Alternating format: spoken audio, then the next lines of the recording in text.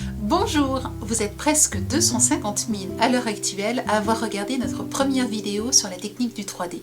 J'ai donc eu envie de vous proposer un deuxième atelier, la réalisation d'un nouveau tableau sur un nouveau thème très féminin. Voici le matériel dont vous allez avoir besoin. Tout d'abord d'une image. Selon l'image, entre 3 et 6 exemplaires. Aujourd'hui, vous le voyez, nous en avons 4. Vous aurez ensuite besoin d'une plaque de médium sur laquelle vous collerez votre image.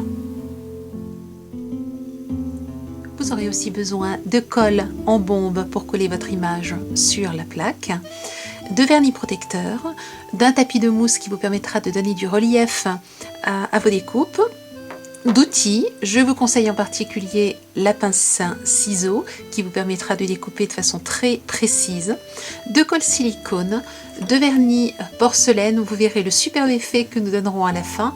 Et ce vernis, les pinceaux, lorsque vous avez utilisé le vernis, se nettoient avec un diluant particulier. Donc faites attention, vous n'arriverez pas à nettoyer les pinceaux avec n'importe quel diluant. Donc je vous conseille celui-ci. J'ai placé ma plaque dans un carton et j'ai ensuite bombé de colle et je vais maintenant placer mon image sur la plaque de médium.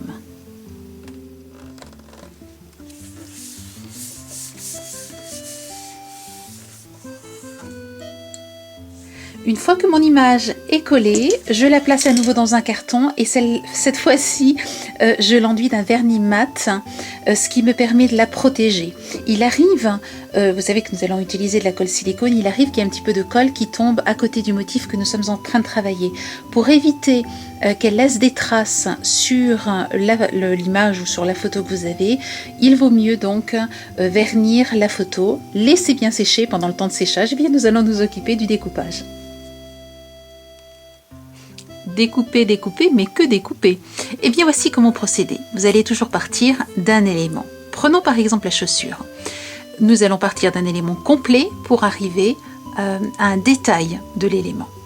Première chose, votre chaussure est sur un fond. Vous voulez déjà la dissocier du fond. Vous allez donc la découper en entier de façon à la faire ressortir du fond du tableau. Ensuite, vous allez prendre un élément moins complet, c'est-à-dire que vous allez dissocier ce qui est le plus proche de vous de ce qui est le plus loin. Moi, j'ai choisi donc de découper comme ceci. Donc, je découpe l'intérieur et j'ai enlevé cette petite partie-ci. Vous voyez qu'elle n'apparaît plus ici. Et au final, je choisis l'élément le plus détaillé. Je choisis ceci. Et je vais faire la même chose pour chaque élément. Prenons par exemple la deuxième chaussure. Je pars là encore pour la dissocier du fond d'une chaussure complète avec la fleur. Ensuite, de la même manière, j'utilise une chaussure dont j'ai enlevé une bonne partie du fond. Et enfin, je rajoute simplement les détails, c'est-à-dire cette partie-ci et cette partie-ci. Quant à la fleur, j'ai choisi d'uniquement la mettre en 2 épaisseurs, en entier, et puis la partie des pétales qui cache l'arrière des pétales. Comme elle est en arrière, je ne vais pas davantage la mettre en valeur. Enfin, pour cette étape-ci, je pars d'un élément entier, c'est-à-dire dans lequel j'ai tout découpé. J'ai découpé à la fois le collier, les fleurs et le rouge à lèvres, et puis ce petit élément-ci. Et ensuite, j'ai découpé les détails, c'est-à-dire le rouge à lèvres complet, puis juste le rouge à lèvres sortant du tube de rouge à lèvres. J'ai choisi ici une seule petite boîte de crème ou de poudre. Quant aux fleurs, j'ai choisi là encore une partie de laisser en quelque sorte la partie arrière et la partie avant. Pour celle-ci, j'ai choisi de découper, vous le voyez, le cœur. Puis ensuite, j'ai vraiment découpé les pétales qui sont les plus proches de nous, de façon ensuite à les mettre en relief.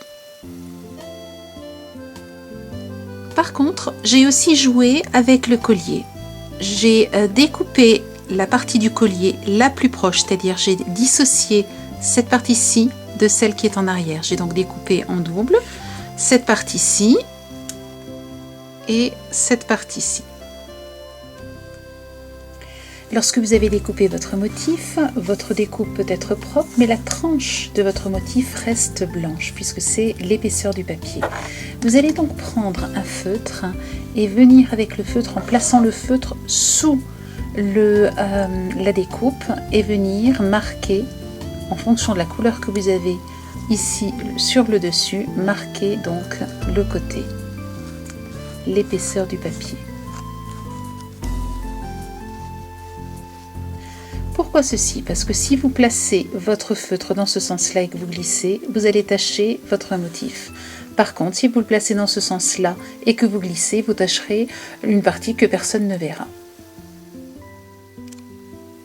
Nous allons maintenant reprendre nos éléments découpés et nous allons les protéger avec du vernis de protection. Pourquoi? Tout simplement parce que la colle silicone que nous allons utiliser tout à l'heure pour superposer les différents éléments contient un petit peu de matière grasse, ce qui fait que dans le temps, parfois, cette matière grasse transparaît, enfin apparaît au travers des motifs découpés. Nous allons donc passer du vernis de protection sur les éléments de façon à bien les protéger et les garder parfaits dans le temps.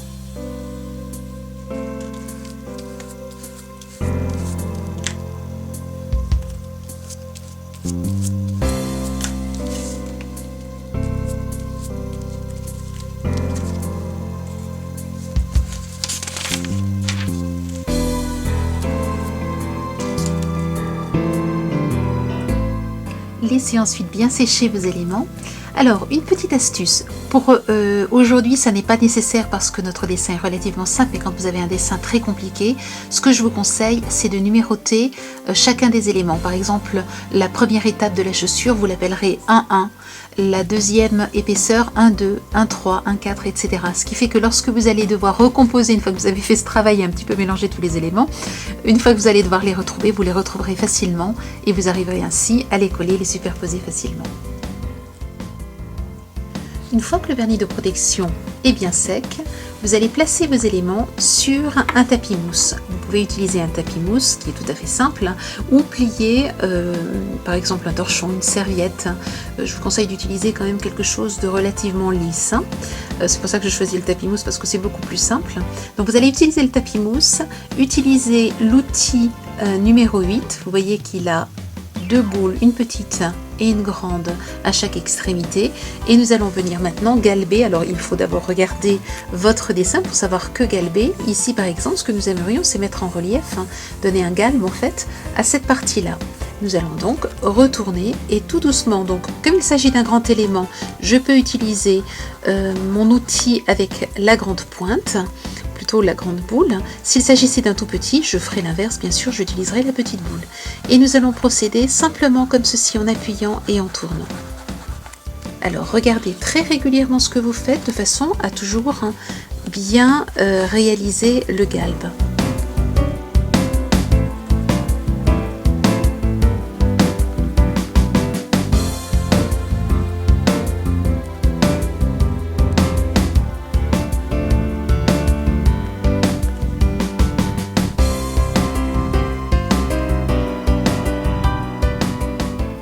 Une fois que tous vos éléments sont galbés, eh bien, il ne reste plus qu'à les coller.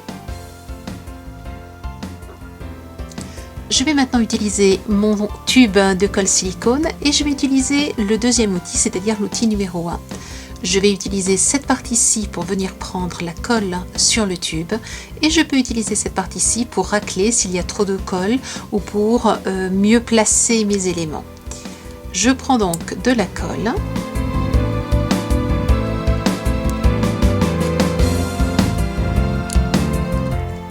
Et je vais la placer sur mon motif.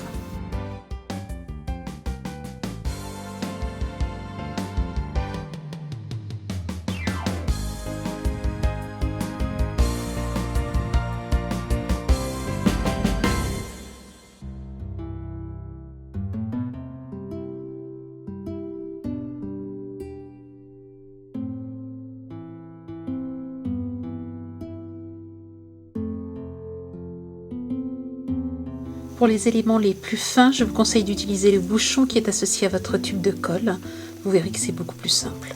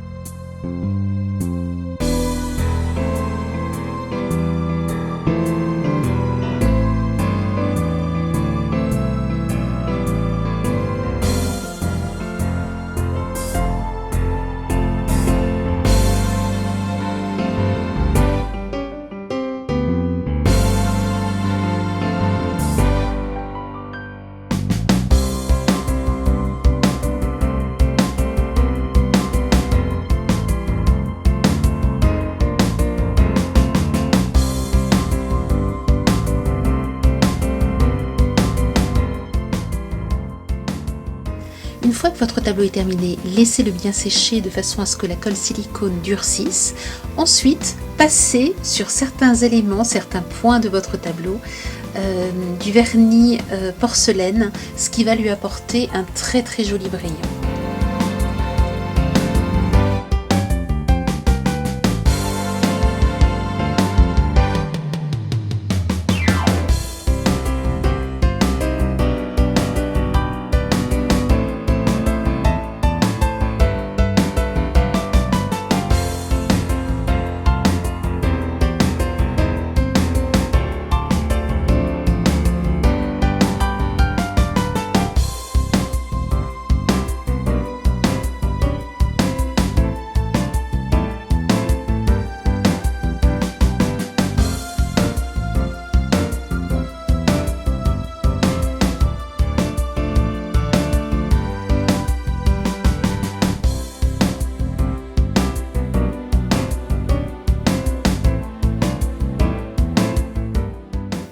Je termine en vous présentant les deux autres modèles que vous trouverez en tutoriel sur le site Femmes de Déco TV.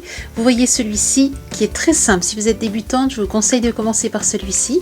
Vous retrouvez le vernis porcelaine sur les galets et sur les feuilles.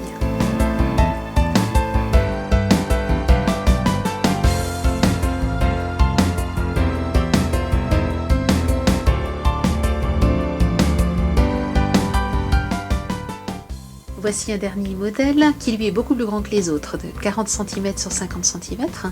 J'ai donc superposé ce que je viens de vous montrer, les différentes épaisseurs, les différents motifs. Et j'ai terminé cette fois-ci en apportant un autre relief avec les demi-perles autocollantes. Vous retrouverez comme toujours dans la boutique des images avec des thèmes différents, des planches aussi avec lesquelles vous allez pouvoir réaliser des cartes en 3D. Je vous laisse découvrir et je vous souhaite une belle semaine créative. À la semaine prochaine, au revoir.